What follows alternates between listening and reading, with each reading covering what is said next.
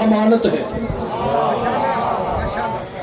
ایران میں میری ایک تو کیا یہ جملے ذرا کم ممبروں پہ پڑھے جاتے ہیں، تو اس لیے میں نے کہا کہ دعوت تو میں نے آپ سے دے لی ہے، مگر میں آپ کو ایک نیا جملہ سناؤں جو میرے لیے نیا ہے۔ سرکار نے فرمایا کہ وہاں پہ میری ایک امانت ابو طالب، کیونکہ عرب میں یہ رواج تھا کہ جب بھی جناب ابو طالب کا لشکر جاتا تھا، جب بھی جناب ابو طالب علیہ السلام کا لشکر جاتا تھا تو دوسرے قبیلے بھی ساتھ تجارت کرنے کے لیے چلے جاتے تھے۔ تو جناب ابو طالب کا لشکر بہت بڑا ہو جاتا تھا۔ وہ کیوں جاتے تھے؟ وہ اس لیے جاتے تھے کہ ابو طالب سے متولی کعبہ، ابو طالب سے لوگ ڈرتے تھے۔ وہ کہتے تھے ہم ابو طالب کے ساتھ اس لیے جائیں گے کیونکہ ہمارا مال محفوظ رہے گا۔ میری بات سمجھ نہیں سکا، ہمارا مال محفوظ رہے گا۔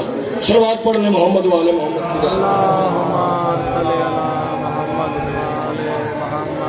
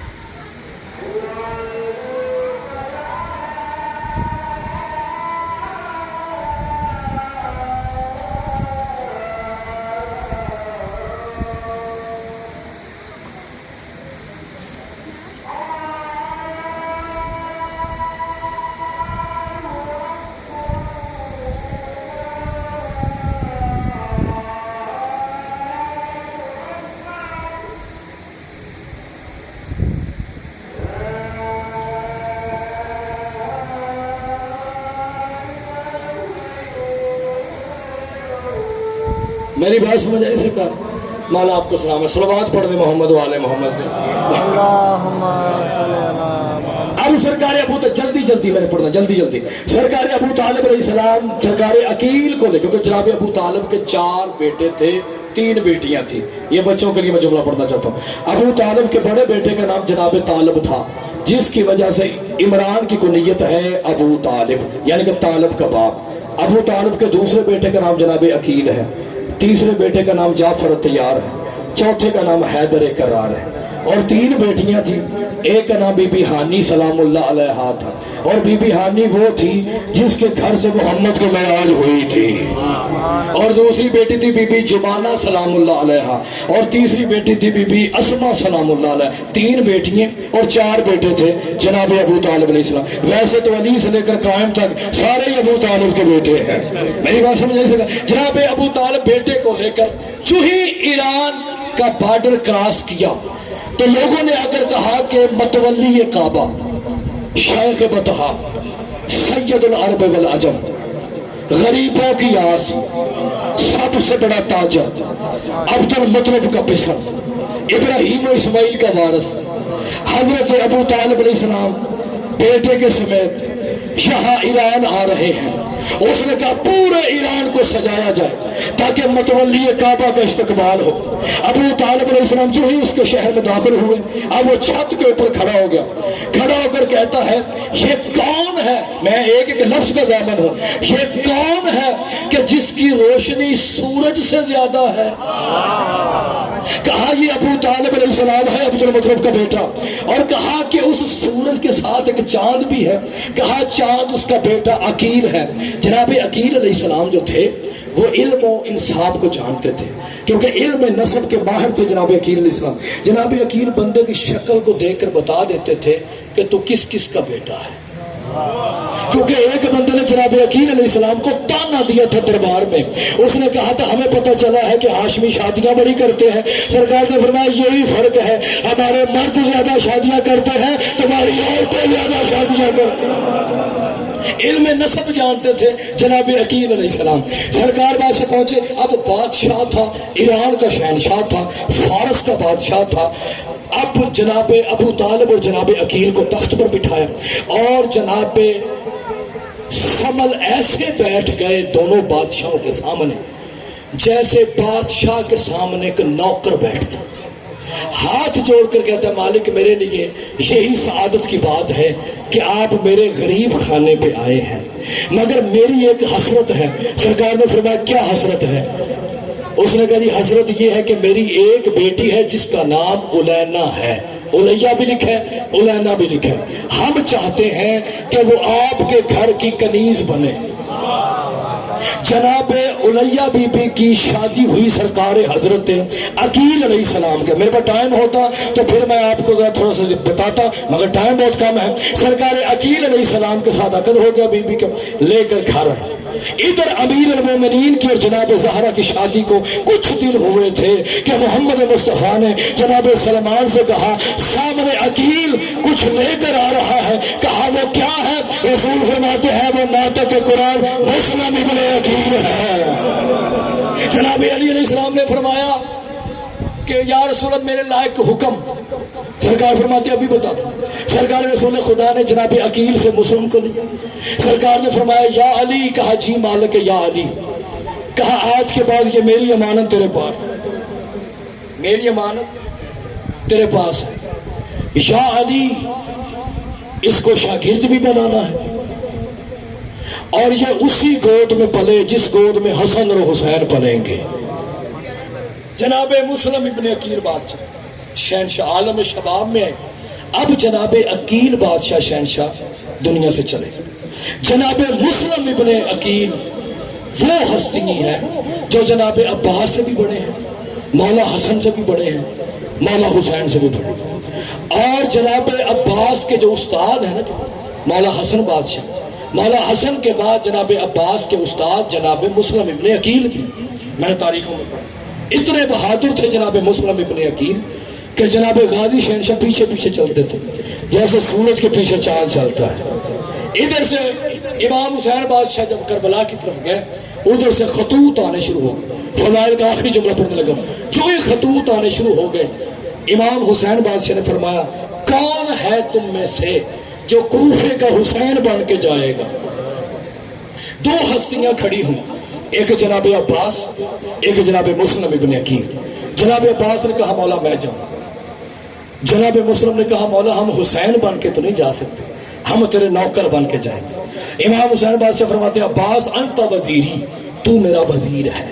اور وزیر کہتے ہیں، وزیر لفظ وزن سے نکلا ہے، اور وزن کہتے ہیں کہ جو جس کو اٹھاتا ہو۔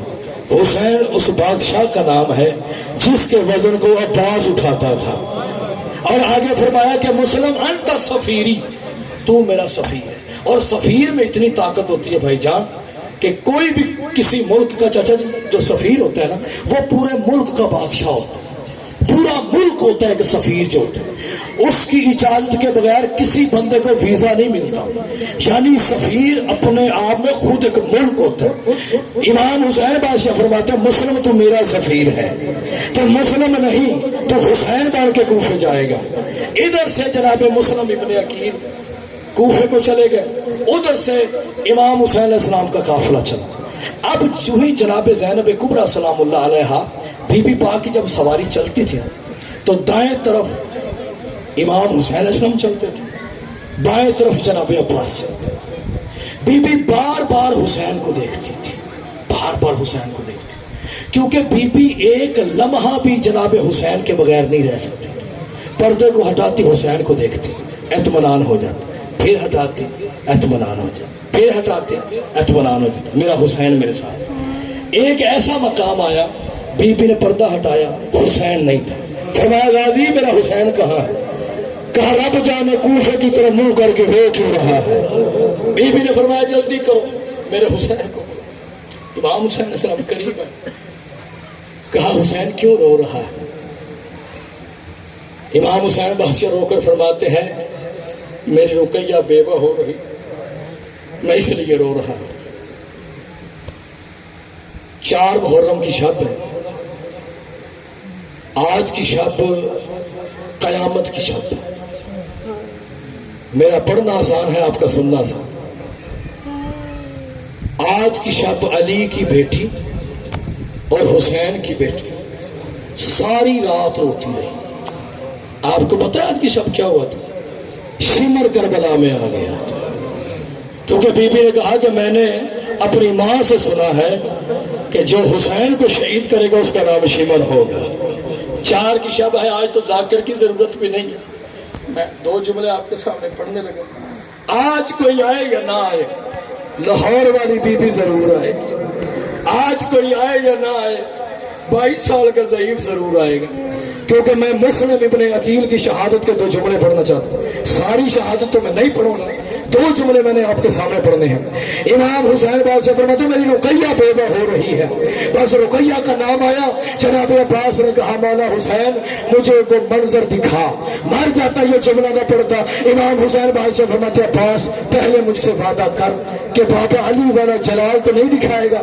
بس جلال کا نام آنا تھا.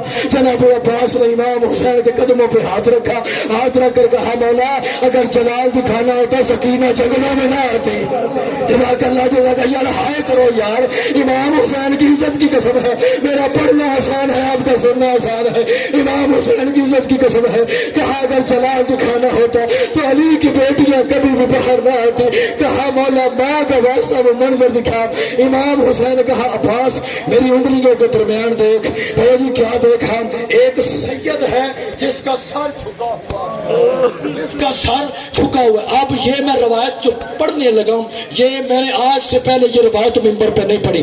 1 نہیں 2 نہیں 3 نہیں 6 بندوں کے ہاتھوں میں تلواریں تھیں اور ہر کہہ رہا تھا میں ماروں گا میں ماروں گا میں ماروں گا میں ماروں گا.